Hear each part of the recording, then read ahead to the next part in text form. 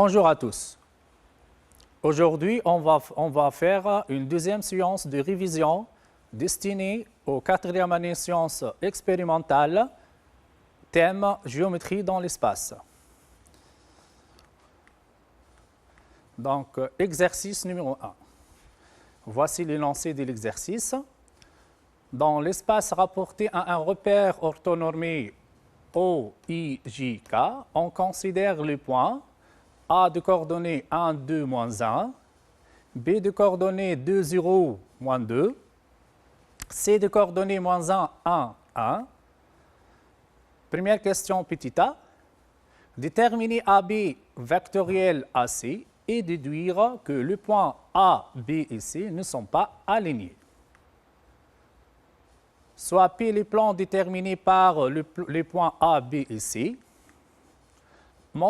Montrer qu'une équation cartésienne du plan P est x plus z égale à 0. Donc, ces deux questions-là, ce sont des questions très classiques. Deuxièmement, soit delta à la droite du système d'équations paramétriques suivant. Delta d'équation paramétrique x égale à alpha plus 1, y égale à 2 et z égale à alpha moins 1 avec alpha étant réel. Petit a vérifie que A est un point de delta. Donc, il suffit de trouver la même valeur de alpha pour les x, les y et z de coordonnées des points A. Montrer que la droite delta est perpendiculaire au plan P.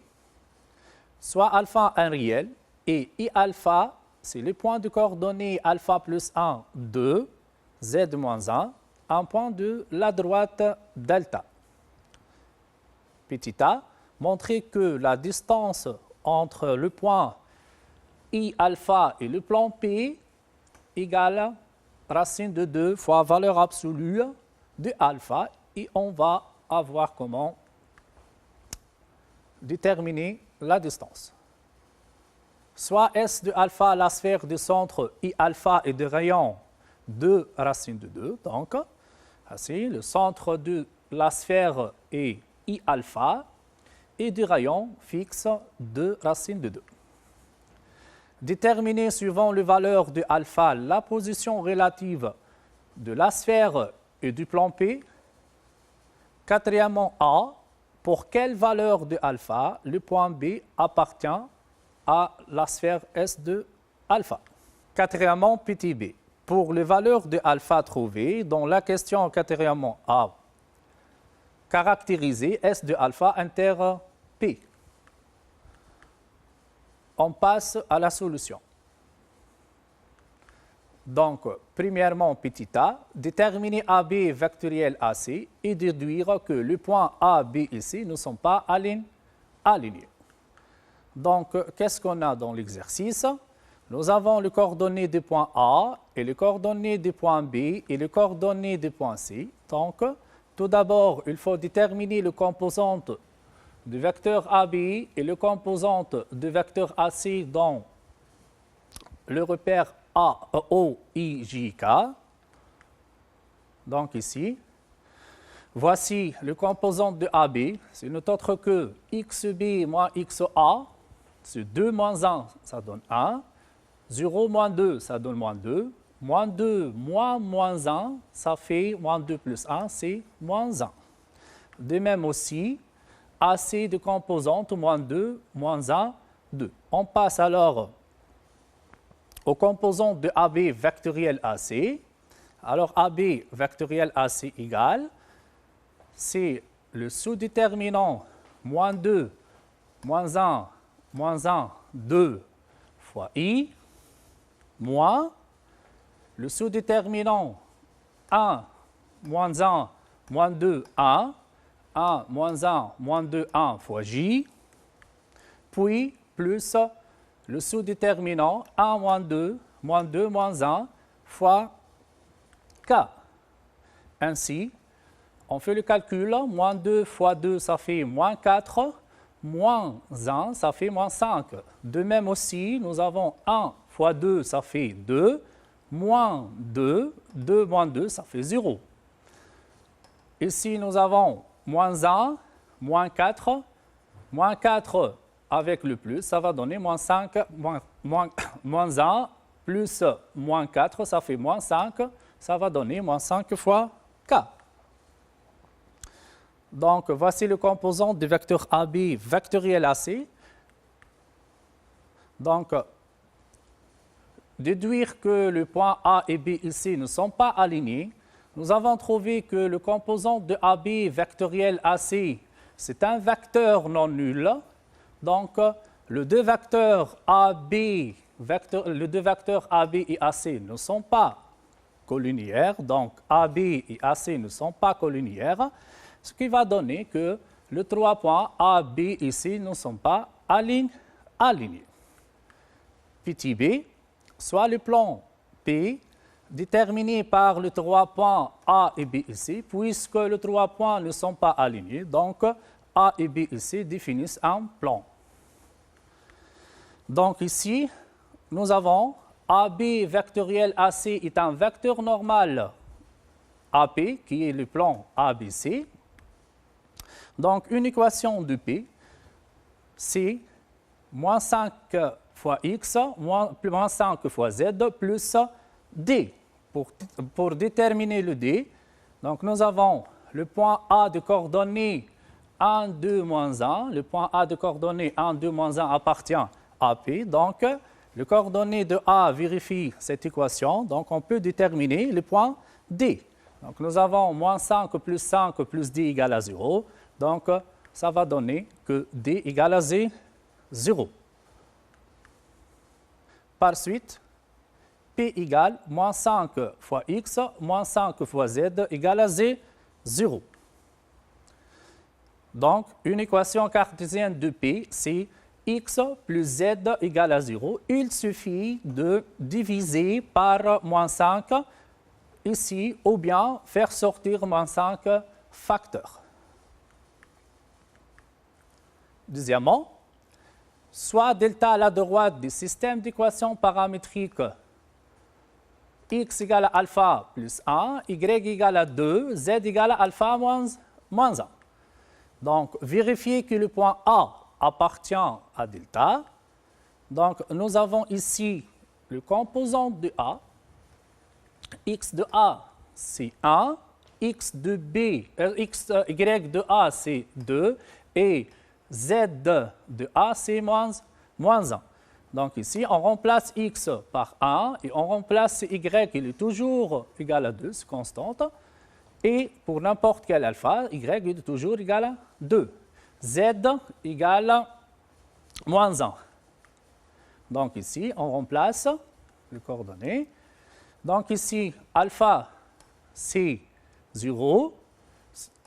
Cette équation-là, ça va donner aussi que alpha égale à 0. Nous avons une même valeur de alpha égale à 0. Et pour les y, pour n'importe quelle valeur de alpha, en particulier pour alpha égale à 0. D'où A appartient à delta. Montrer que la droite delta est perpendiculaire au plan P. Donc ici, une droite delta perpendiculaire à un plan, il faut que le vecteur directeur de delta est un vecteur normal de P. Le vecteur directeur de delta, c'est à partir de cette équation-là, on peut déterminer le vecteur directeur de delta. C'est quoi? C'est le coefficient multiplicateur de alpha ici. Donc, nous avons ici le coefficient multiplicateur de alpha pour les x, c'est 1, pour les y, c'est 0. C'est pour cela alpha est absent. Donc, z égale à alpha moins 1. Donc, le coefficient multiplicateur de z, c'est 1. Donc, un vecteur normal, un vecteur directeur de la droite delta qui est aussi, doit être un vecteur normal de P pour que delta soit perpendiculaire à P, c'est le vecteur 1, 0, 1. Donc, voici la situation graphique. Celui-ci, c'est le plan P. C'est la droite delta. Voici la droite delta. C'est une droite perpendiculaire au plan P. Aussi, c'est la droite perpendiculaire au plan P passant par A. Et nous avons vérifié que le point A est un point de delta. et A est un point du plan. Donc, le vecteur directeur de delta, c'est un vecteur normal au plan. Donc, on a 1, 0, 1 est un vecteur directeur de delta. C'est aussi un vecteur normal de P, puisque P d'équation x plus z égale à 0. Donc, le vecteur normal de P, c'est 1, 0, 1, d'où delta est perpendiculaire à P. Troisièmement, soit alpha un réel, et alpha de coordonnées alpha plus 1, 2, alpha moins 1, un point de delta. Donc, si on varie alpha, le point I appartient à delta. Donc, le point I décrit toute la droite delta. Donc, nous avons une infinité de points I alpha selon alpha. Montrer que la distance entre I alpha et P égale à racine de 2 fois valeur absolue de delta. Donc, nous avons la distance du point A au plan P et le réel positif AH, noté DAP, c'est la distance entre le point A et le plan P, et tel que, avec cette formule-là, on peut calculer la distance entre le point A et le plan P. Qu'est-ce qu'on a dans cette formule? Nous avons ici presque l'équation de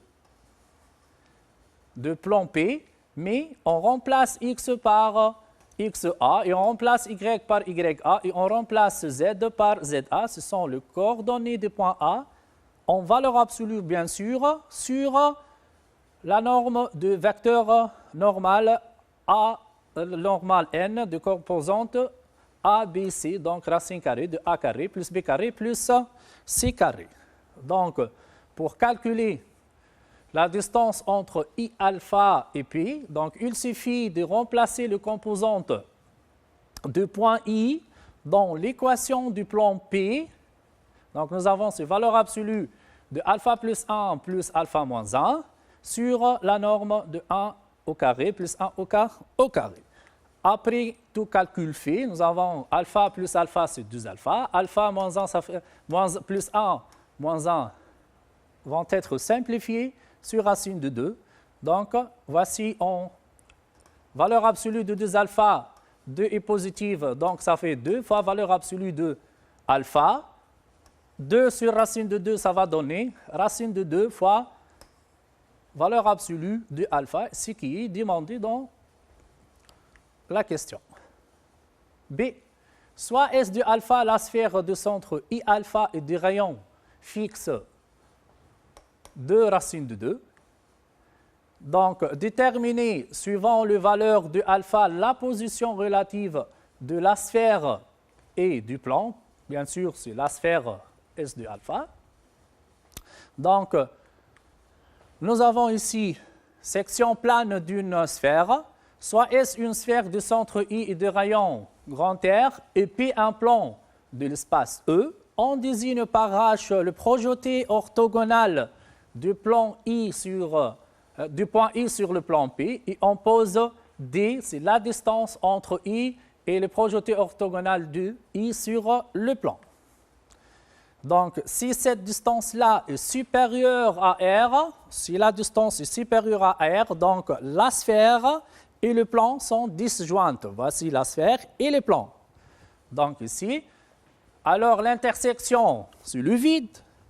Et on dit que P et S sont disjointes. Donc, la sphère est ici et le plan est là. Donc, la distance entre le centre de la sphère et le plan P est supérieure au rayon de la sphère.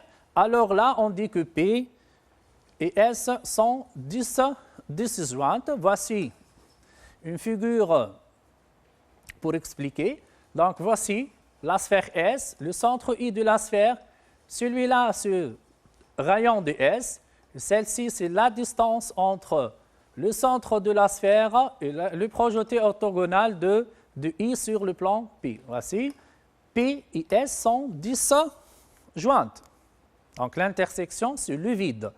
Si la distance, c'est exactement le rayon de la sphère.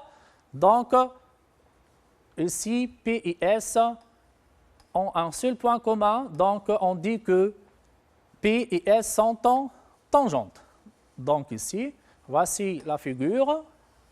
Celle-là, c'est la sphère S. Le centre I, H est le projeté orthogonal de P. H, c'est le seul point de contact du plan P avec la sphère S.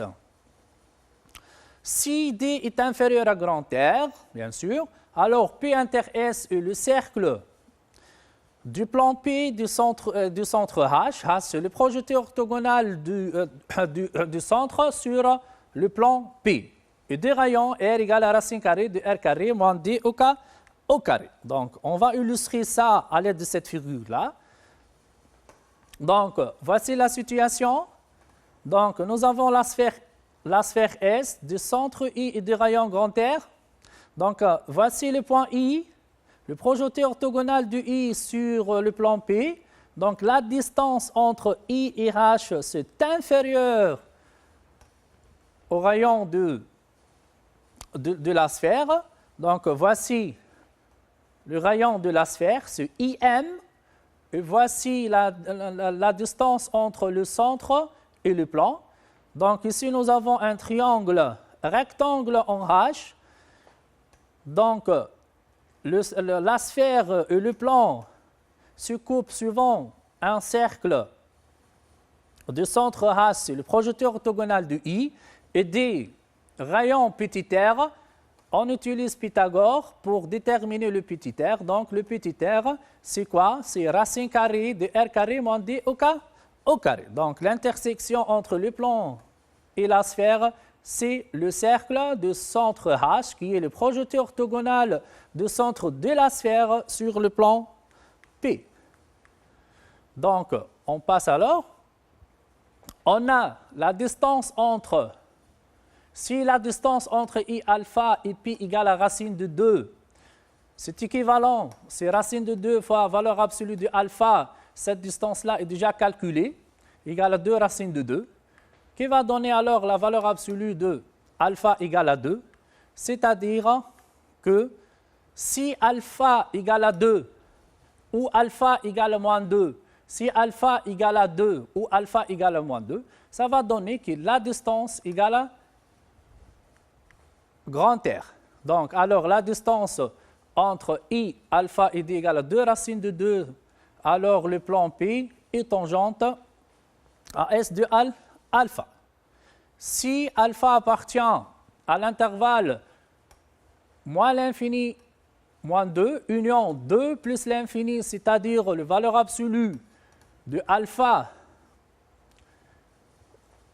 c'est supérieur à 2. Donc, la distance entre I alpha et P, c'est supérieur à grand R. Alors, le plan P et S de alpha sont disjointes. Si maintenant alpha est inférieur à 2 et supérieur à moins 2, c'est-à-dire la valeur absolue de alpha est inférieure à 2, alors la distance c'est inférieur à grand R, alors le plan P et S de alpha sont 50. Quatrièmement, pour quelle valeur de alpha le point B appartient au plan P, appartient à la sphère S de alpha. Donc, si le point B appartient à S de alpha, donc elle vérifie que la distance entre le centre de la sphère UB, c'est égal à grand R. Donc, c'est équivalent à I alpha au carré égale à 8, I alpha B au carré égale à 8. Donc, ici, c'est 2. Le 2, c'est le x de B, moins alpha plus 1, ça va donner moins alpha moins 1 au carré, plus 0 moins 2 au carré, plus moins 2 moins alpha plus 1 au carré égale à 8. Donc, on peut déterminer alpha à l'aide de cette équation. Donc, ici, ça va donner 2 alpha carré plus 6 égale à 8, d'où alpha carré égale à 1, c'est-à-dire que alpha égale 1 ou moins 1. Donc, voici la situation. Nous avons le plan P. Celle-là, c'est la sphère S1. Ici, c'est I1. Ici, c'est la sphère S-1. Ici, c'est I-1. Regardez ici, tout le monde, l'intersection de S1 avec le plan, ça va donner le cercle du centre A. Voici le point B. Appartient aux sphères S1 et aussi appartient aux sphères S-1. Pour les valeurs de alpha, trouvées dans la question 4e A, donc ici, caractériser S de alpha inter P. Qu'est-ce que ça veut dire caractériser S de alpha inter P? Nous avons trouvé que pour alpha égale à 1 et alpha égale à moins 1, le point B appartient à l'intersection, appartient à S de alpha. Donc, ici, nous avons moins 1 appartient à moins 2, 2. Donc, S de alpha inter P, c'est le cercle S1 du centre, le projeté orthogonal de I-1. Pourquoi cette intersection-là, ça donne le cercle C-1? Parce que la distance entre le centre S-1 et le projeté orthogonal qui est le point A de SI, de I de moins 1, inférieur au rayon de la sphère S1. Donc, l'intersection, c'est le cercle S1 du centre, le projeté orthogonal I-1, donc c'est A, puisque nous avons I de moins 1 appartient à delta. Et nous avons vérifié que déjà le point I alpha appartient à delta et delta perpendiculaire à P en A.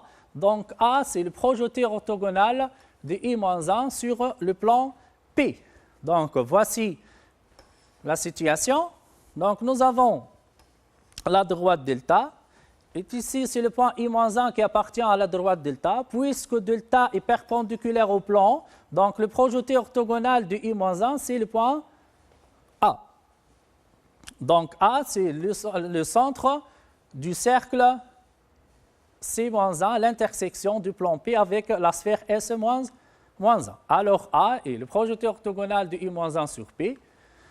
Donc, C-1 à l'aide de la formule de calcul de rayon du cercle C1, c'est racine carrée de la distance de grand R au carré moins la distance au carré. Donc, après tout calcul fait, on va trouver que petit r égale à racine de 6. Donc, le cercle C-1 sur le cercle de centre I-1 et du rayon racine de 6.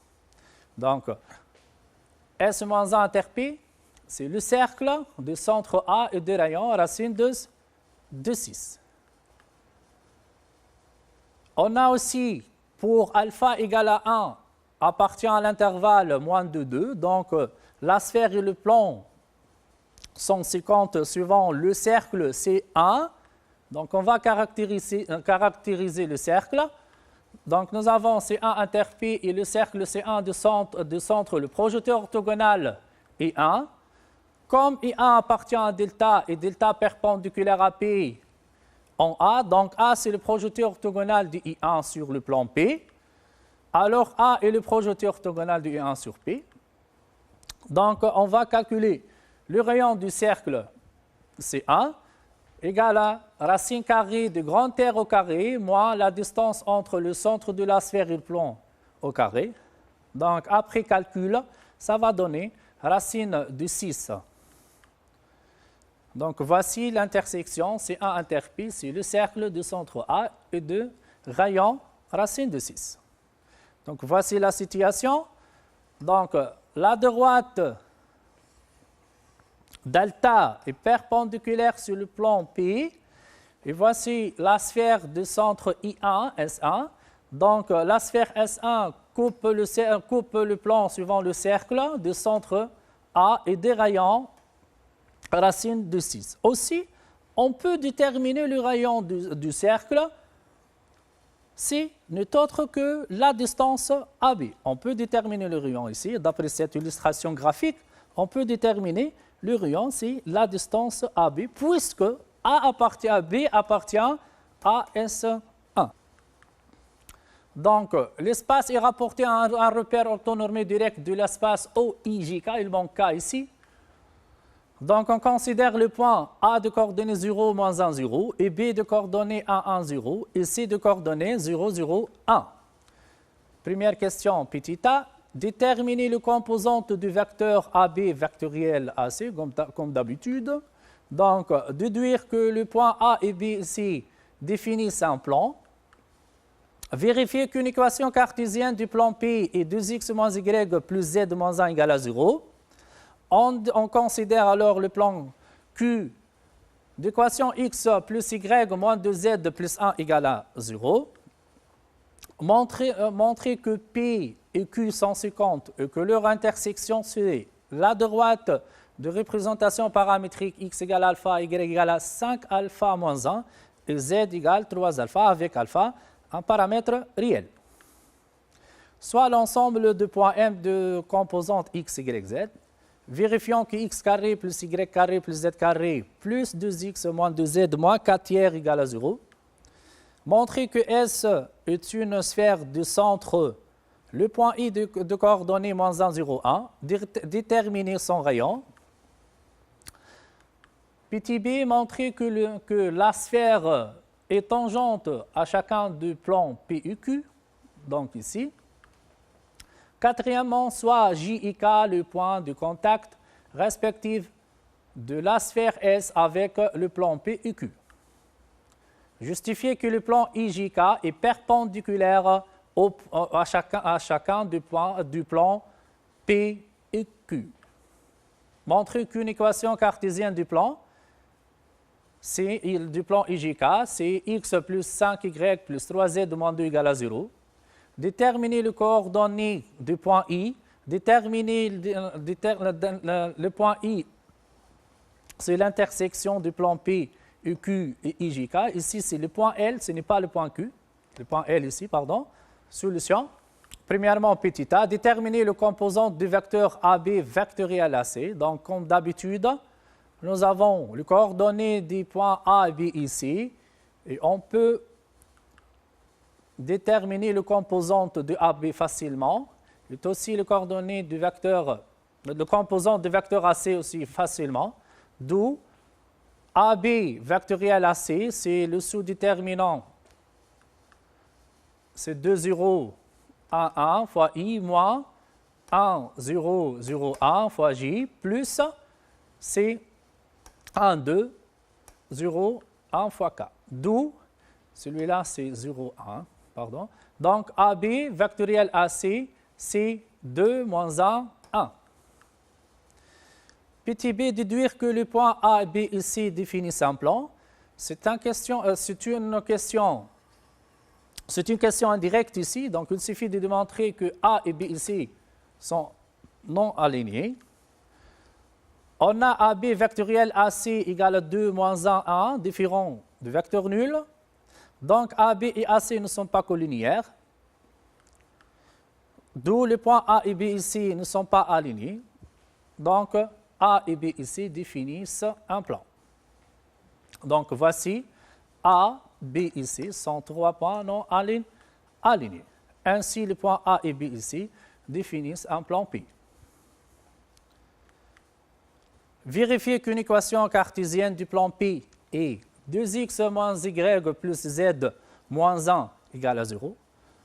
Pour cette question, il suffit de vérifier que le coordonnées de point A et de point B et de point C vérifie cette équation-là. Regardez tout le monde, nous avons A de coordonnées 0, moins 1, 0. On remplace x par 0 et z par 0 et y par moins 1. Moins 1, c'est 1, 1 moins 1, c'est 0. Donc, A vérifie cette équation. Aussi, le coordonnées du point B, elle vérifie aussi l'équation donnée. Donc, 2 fois 1, ça fait 2. Moins 1, ça fait 1. moins 1, ça fait 0, et le z égale à 0, donc vérifier. Le point C de coordonnées 0, 0, 1, donc x égale à 0, c'est 0, z égale à 0, c'est moins 0, et 1 moins 1, c'est 0. Donc, les 3 points ont de coordonnées qui vérifient cette équation-là, et le plan P n'est autre que le plan ABC, puisque ABC sont 3 points non alignés. Donc, cette équation-là, c'est l'équation du plan P. Ou bien autrement, on a AB vectoriel AC, c'est le vecteur de composante 2 moins 1, 1, est un vecteur normal de P. Donc, P, cette équation des x moins y plus z plus d égale à 0. Or, le point A de coordonnées 0 moins 1, 0 appartient à P, donc on peut déterminer le D. Alors 1 plus D égale à 0, d'où D égale à moins 1. Donc c'est l'équation demandée, 2x moins y plus z moins 1 égale à 0. Deuxièmement, on considère le plan Q d'équation x plus y moins 2z plus 1 égale à 0. Montrer que P et Q sont 50 et que leur intersection, c'est la droite delta. Donc ici, soit NP, c'est le vecteur normal de P, c'est 2 moins 1, 1, c'est un vecteur normal de P. Et NQ, c'est le vecteur 1, 2 moins 1, c'est un vecteur normal de Q. Donc il suffit de montrer que ces deux vecteurs-là sont non collinéaires. Donc ici, pour démontrer que ces deux vecteurs sont non collinéaires, il suffit de trouver un sous-déterminant d'ordre 2 différent des 0. Par exemple, le sous-déterminant 2 moins 1, 1, 1 égale 2 fois 1 moins 1 fois 1. Donc, ça va donner 2 plus 1, c'est 3 et 3 différents de 0. Donc, ces deux vecteurs-là, qui sont le vecteur normaux AP et Q, donc NP et NQ ne sont pas collinéaires. Montrer que P et Q sont 50 et que leur intersection, c'est la droite delta. Nous avons delta, c'est l'intersection de P et Q. N'importe quel point de coordonnées x, y, z appartient à delta, elle vérifie 2x moins y plus z moins 1 égale à 0. Aussi, l'équation de Q, c'est x plus y moins 2z plus 1 égale à 0. Maintenant, on va remplacer x par alpha. Donc, si x égale à alpha, on remplace ici maintenant ce x-là par alpha. Donc, x égale à alpha. Cette équation, ça va donner 2 alpha moins 1 plus z moins 1 égale à 0. Ici, c'est alpha plus y moins 2z plus 1 égale à 0. Alpha plus y moins 2z plus 1 égale à 0. Donc ici, nous avons cette équation-là. Il suffit de faire la somme entre cette équation et cette équation-là. 2 alpha plus alpha, ça va donner 3 alpha. Et moins y plus y, on simplifie par y. Et plus z moins 2z, ça va donner moins z. Et moins 1 plus 1 égale à 0. Donc ici, 0 plus 0, ça fait 0. Donc ici, nous avons cette équation-là, 3 alpha moins z égale à 0, ce qui va donner que z égale à 3 alpha. Donc ici, z égale à 3 alpha. Et y égale, c'est 2 alpha plus z moins 1. Maintenant, il suffit de remplacer le z par 3 alpha. On trouve que delta de représentation paramétrique, x égale à alpha, y égale à 5 alpha moins 1 et z égale à 3 alpha. Donc, ce qui est demandé. Troisièmement, soit S l'ensemble du point M de coordonnées x, y, z. Vérifions cette équation. Donc ici, M de coordonnées x, y, z appartient à S. Donc, c'est-à-dire que le coordonnées du point M, x, y, z vérifie cette équation. À l'aide de la forme canonique, on peut déterminer cette écriture. Donc, on transforme cette écriture-là par celui-ci. Donc, ça va donner x plus 1 au carré moins 1, plus y au carré, plus z moins 1 au carré, moins 1, plus 4 sur 3. À l'aide de la forme canonique, on peut déterminer cette expression pour x carré plus 2x, ou bien y carré. Bon, il n'y a pas a fois y, donc z au carré moins 2z. Donc, voici une deuxième transformation de l'équation x carré plus y carré plus z carré plus 2x moins 2z plus 4 tiers égale à 0. Donc, nous avons ici x plus 1 au carré plus y au carré plus z moins 1 au carré égale 2 sur 3. Et 2 sur 3 est positif. Donc cette équation, c'est une équation d'une sphère qui s'appelle S ici, de centre moins 1, 0, 1. Et des rayons racine de 2 sur 3. Ainsi, S est une sphère de centre I de coordonnées moins 1, 0, 1 et des rayons grand R sur racine carrée de 2 tiers égale racine de 6 sur 3. Donc ici, il suffit de multiplier du haut en bas par racine de 3 pour avoir racine de 6 sur 3. Petit b, montrer que la sphère est tangente à chacun des plans P et Q. Donc ici, nous avons une sphère et deux plans tangents. C'est comme un chapeau chinois. Voilà.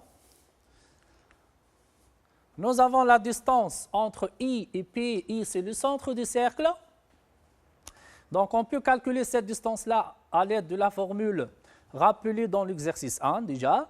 Donc, la distance égale à la valeur absolue de moins 2 sur racine de 6 égale à 2 sur racine de 6 et égale racine de 6 sur 3. Et regardez ici tout le monde. Regardez ici.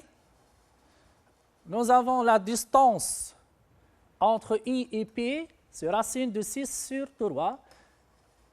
Et nous avons grand R sur racine carrée de 6 sur 3. Donc, racine carrée de 6 sur 3 égale à grand R, c'est-à-dire que P est tangente à Q.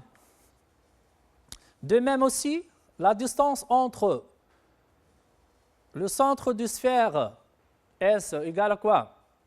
Égale à racine de 6 sur 3 égale à grand R. Donc, Q est tangente à S. Donc, voici la situation. Nous avons la sphère grand S de centre I. Voici le plan P et le plan Q. Ici, le point de contact avec la sphère grand S et le plan Q, le plan P, pardon, et celui-là, c'est le plan Q. Quatrièmement, donc soit I et J, soit J et K, le point de contact respectif de la sphère grand S avec le plan P et Q. Donc, justifier que le plan IJK est perpendiculaire à chacun des plans P et Q. Le plan IJK est formé par le centre du cercle, le projeté orthogonal de I sur le plan P, et K, c'est le projeté orthogonal du centre de la sphère S sur le plan Q. Donc ici, on a J et le projeté orthogonal de I sur P. Donc, la droite IJ est perpendiculaire sur P. C'est naturel là, puisque J est le projeté orthogonal de I sur P. Donc, le plan IJK contient une droite qui est perpendiculaire sur P, alors, d'où le plan IJK est perpendiculaire sur P. Celle-ci, c'est fait géométriquement. On a aussi K, le projeté orthogonal de I sur Q. Donc, de même aussi, IK, c'est une droite perpendiculaire à Q, puisque K est le projeté orthogonal. Aussi, la droite IK est inclue dans le plan IJK, d'où IJK est perpendiculaire à Q. Voici la situation. On peut illustrer cette situation à l'aide de graphes. Le plan en bleu, c'est le plan P. Le plan en vert, c'est le plan Q. Et voici les points I, centre de la sphère. Celle-ci, c'est le point J, le point J, voici. Et celle-là, c'est le point K. Donc, J, le projeté orthogonal de I sur P. K, c'est le projeté orthogonal de I sur le plan Q. Et le plan en rose ici, c'est le plan IJK. Donc, le plan IJK est perpendiculaire à la fois sur le plan P et sur le plan Q. Par exemple, le trois plans que porte le trois faces d'un prisme rectangulaire droit, donc nous avons la face supérieure et les deux faces latérales, se sont portés par trois plans et le plan de la face supérieure du prisme, par exemple le prisme droit, c'est perpendiculaire à la fois aux deux plans latéral, bien sûr le prisme droit à base triangulaire. Petit b, montrer qu'une équation cartésienne du plan IJK, c'est x plus 5y plus 3z moins 2 égale à 0. Donc, nous avons P inter Q.